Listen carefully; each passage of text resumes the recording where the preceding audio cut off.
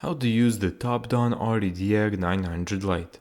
Step 1. Set up the scanner.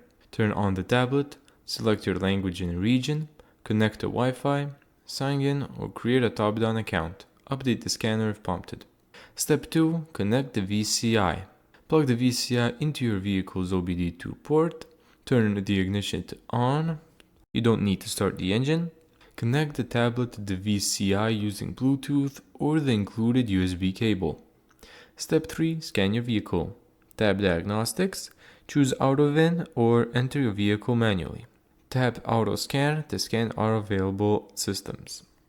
Step 4. Read and clear codes. Select a system, either engine, ABS, airbag, transmission, or etc. Tap Read Trouble Codes to view faults, and then after repairs, tap Clear Trouble Codes to erase them. Step 5. View live data. Open live data. View real-time information such as engine RPM, coolant temperature, battery voltage, fuel trims. You can display data as numbers or graphs. Thank you so much for watching this video. If you found this tutorial helpful, make sure to give it a thumbs up and subscribe.